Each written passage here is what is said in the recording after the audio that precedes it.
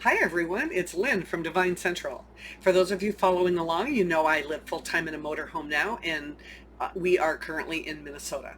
Today I want to talk to you about reading tarot without a question.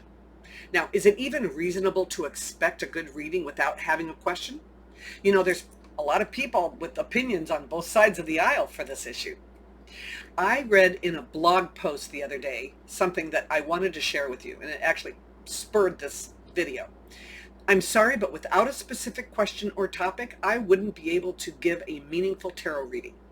Tarot readings are typically used as a tool for gaining insight and understanding into a particular situation or question.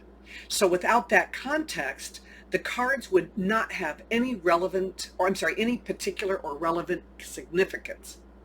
Well, she certainly has a right to her opinion, doesn't she? I heard last year at a psychic fair, one reader tell another reader, if they don't have the time or inclination to come up with a thoughtful question, then I don't have the time or inclination to read for them. And I thought to myself, God, that's just a shame. You know, I mean, they're going to be missing out on a lot of business that way because a lot of people don't have questions. So as you can tell, I don't happen to agree with either of them. But before I jump into this debate, let's get started by clarifying the difference between a cold reading and a reading without a question. Now, a cold reading is more apt to be in a gallery setting where the reader is looking at physical clues, as much as, if not more so, than their psychic ability. But the term is often used interchangeably, and so, at least it certainly is by me. So by contrast, a tarot reading without a question relies solely on the reader's intuition and interpretation of the cards. So when I say cold reading here, I really mean the latter. I really mean just without a question. So yes, I absolutely believe that it's possible to have a good reading without a question. And in fact, those are the ones that really blow your clients away, because as you're giving those readings without them prompting you in any way, and then you come up with something with the right answer, that's like, it's shock and awe for them, right? So that's always fun to see. I'm predominantly a fairs and festival reader, so having the time to delve deeply into a reading just isn't possible in that setting. Oftentimes people will come to the event just for the experience, not because they have any burning question. And so they literally don't know what they want to ask, or they're too afraid, or they're too embarrassed, or they're too skeptical to ask. Now, when this happens, I like to suggest, why don't we just ask, what does the universe want you to know? And to me, that's a cold reading. Now, before I jump into why I love doing cold readings, what is the best spread to use for a cold reading? Any spread will do, but I happen to be partial to the Celtic Cross. It has 10 cards, and the more cards I have to work with, the more information that I have. I love it because I can get a sense of what's gone before, how it started or how they got to that point, what will help them, what will hinder them, and any advice or messages from Spirit. But shorter spreads are okay too, as long as they're positional. So my favorite go-to 5-card spread would be the subject, what precipitated that, or how did they come to that, what will help, what will hinder, and any advice, from Spirit. Now, you have to then trust the message that you get from Spirit. You see, I believe that the cards laid are all Spirit-driven, and you have to believe in that message. If there's any secret to accuracy in tarot reading, I really think it's honing your trust in the messages that you receive in your mind's eye, because I believe that that's where Spirit's putting them for me. Now, if I see it, I have to say it. Now, I love cold readings because I'm free to read whatever it is that I see. I'm not restricted to trying to decipher why a message is coming up the way it is or how it relates to someone's question, although I do it all the time when I do my live Zoom readings, which, by the way, I do on Etsy. But when I'm doing a cold reading at an event, it's just so much easier to just be able to lay out and talk about what we see instead of having that long conversation. Listen, if Spirit wants to talk about a relationship, it's going to come up in the cards with or without a question. I can think about some of the past experiences I've had at my table. One in particular was a 67-year-old woman. Husband passed away 5 years earlier. Wanted to know if she was going to find love in her life one more time before she died. And I did a 10-card Celtic cross, and it was all wands and major arcana. And I said to her, you know what? I said, there is no love in this reading. It's all about traveling and expanding your horizons right now. And she said, oh my gosh, 2 weeks ago I went to a travel agency and picked up some brochures on a cruise because she'd never been on one.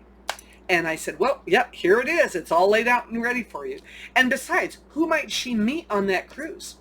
The reading might be a lot different at the end of that cruise, don't you think? So one more thing I wanted to share.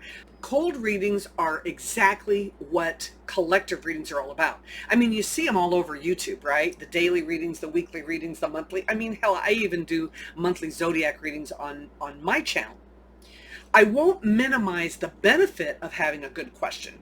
Just the reluctance, if not the downright refusal for some readers to read without one. Then turn around and do, a weekly collective reading online. Just seems silly to me. So if you ever do public events, then you would understand very quickly that time is a factor. And no matter where you are or what you're doing, you have to accommodate the time frame of your readings. And so speaking of time frames, how long should a reading be without a question? I think it's going to depend obviously on the complexity of the reading and how deep you want to go, and where you are, what you're doing at the time. But as a not so hard and fast rule, I don't think it should take more than 5 to 15 minutes for a reading without a question. And there's two reasons why. First, a longer reading really does need context. And I'm a solutions-oriented reader, so I believe that it should be a conversation. So once a querent engages with me, then it's really no longer a cold reading, is it? Now we have that give and take. Now we have that context. But for a quick check-in with spirit, I think 5 to 15 minutes is way more than sufficient. But number two, and more importantly, we humans have such short attention and retention spans.